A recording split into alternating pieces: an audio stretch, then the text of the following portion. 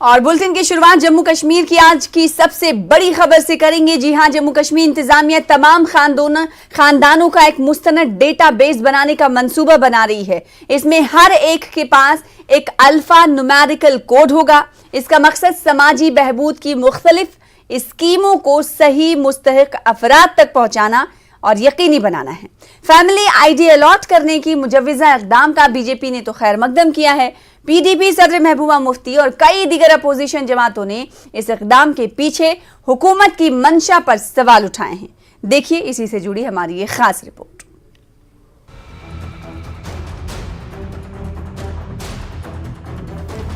جموں کشمیر انتظامیہ U T میں رہائش پذیر خاندانوں کو الفا نیومیریکل کوڈ الاٹمنٹ کر کے ایک ڈیٹا بیس تیار کرنے کا منصوبہ رکھتی ہے۔ انتظامیہ کے مطابق اس کا مقصد مختلف سرکاری اسکیموں کے لیے اہل افراد کے سلیکشن کے عمل کو آسان بنانا ہے۔ انتظامیہ کے مطابق ڈیٹا بیس سے سرکاری اسکیموں کے مستحقین کی شناخت کرنے میں مدد ملے گی اور ساتھ ہی ساتھ چوری کو بھی روکا جا سکے گا۔ ساتھ ہی ساتھ مستحقین کو مختلف سرکاری اسکیموں کے لیے علیحدہ درخواست داخل کرنے کی ضرورت نہیں پڑے گی۔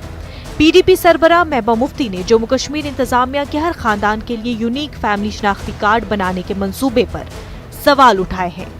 محبوبہ مفتی نے ٹویٹ کر کے اس منصوبے پر ناراضگی کا اظہار کیا ہے۔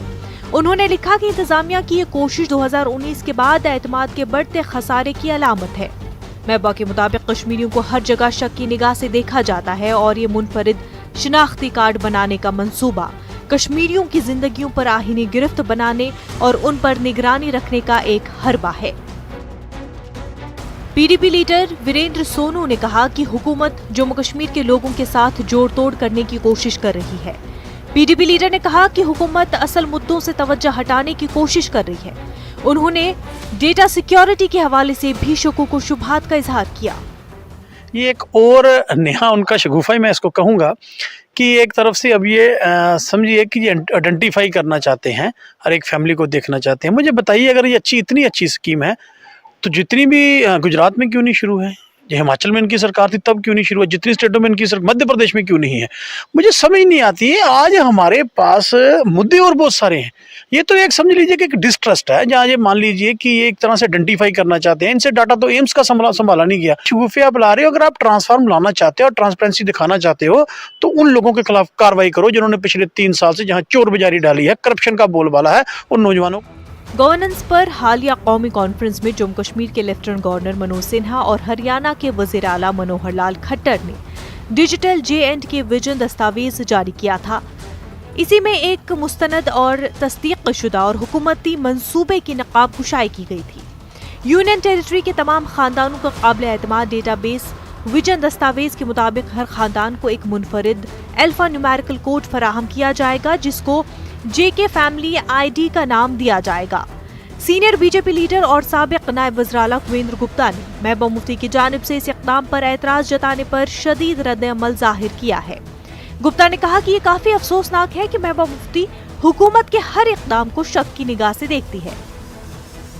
مفتی اس پر بھی سوال اٹھانے لگی ہے، ہر چیز کو شک کی نگاہ سے دیکھتی ہے، اور ان کے دوارا یہ کہا جانا کہ کشمیریوں کو شک کی نگاہ سے دیکھا جا رہا ہے بالکل غلط ہے۔ IT کا زمانہ ہے اور ایک طریقہ ہے کہ سبھی رجسٹرڈ ہو، ان کے سبھی نام سنگل کارڈ بنے جس میں سبھی، چاہے راشن کارڈ ہو چاہے دوسرے کارڈ ہو، ان سبھی وشیوں کو لے کر کے یہ کام کیا جا رہا ہے۔ لیکن ہر بات میں لوگوں کو گمراہ کرنا ان کی عادت بن چکی ہے۔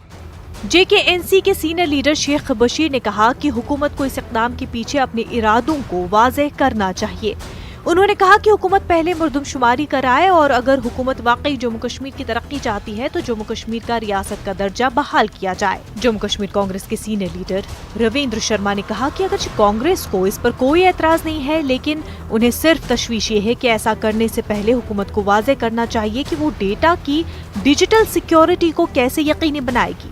ان کا کہنا ہے کہ ایسی صورتحال میں لوگوں کے ذاتی ڈیٹا کا تحفظ ایک بڑا چیلنج ہے۔ جموں کشمیر میں 2011 کے بعد مردم شماری نہیں ہوئی ہے۔ اب یونیک ID کا جو متعلق ہے، اب یہ جو ڈاٹا ہے، یہ ڈاٹا کتنا سیکیور ہے یہ ابھی گورنمنٹ سامنے نہیں آ رہی ہے۔ تو میں سمجھتا ہوں کہ اگر واقعی ہی وہ کچھ چیز دینا چاہتے ہیں تو پہلے سینسز کروائیں جموں کشمیر میں، دیکھیں کہ ٹوٹل پاپولیشن کیا ہے. یہ سینسز کا روپ کرنا چاہتے ہیں، سینسز کا یہ دوسرا روپ کرنا چاہتے ہیں. آپ لوگوں کی اس وقت مشکلات کیا ہیں، یہ لوگوں کو اس طرف الجھا دیتے ہیں. ہم کس نے روکا ان کو کہ یونیک آئیڈینٹی وہ مت بناؤ، لیکن پہلے وہ چیز دیکھو ریکوائرمنٹ کیا ہے.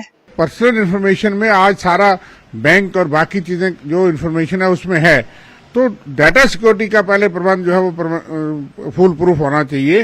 کسی کو اعتراض نہیں کہ آپ کوئی ایسی چیزیں فیسلٹیز کریٹ کرنا چاہتے ہیں. ہریانہ میں کیا اس کی کاپی ہم کر لیں.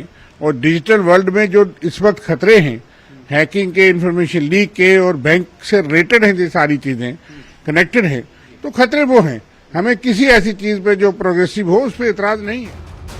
جموں کشمیر میں فیملی آئی ڈی کو لے کر مقامی سیاسی جماعتیں تشویش کا اظہار کر رہی ہیں. ماہرین اور سیکیورٹی افسران کا کہنا ہے کہ ڈیٹا کے ڈیجیٹل ذخیرہ کرنے کی صورت میں سائبر حملوں کے خطرات اور امکانات برقرار رہیں گے.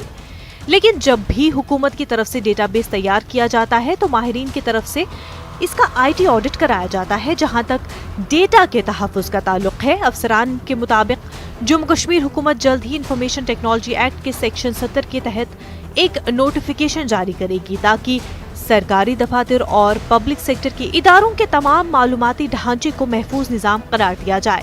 اعداد و شمار کی خلاف ورزی کی صورت میں سزا کی مقدار 10 سال ہوگی. Bureau report, news 18 Jammu Kashmir Ladakh. تو یونیک آئی ڈی پلان پر ایل جی منوج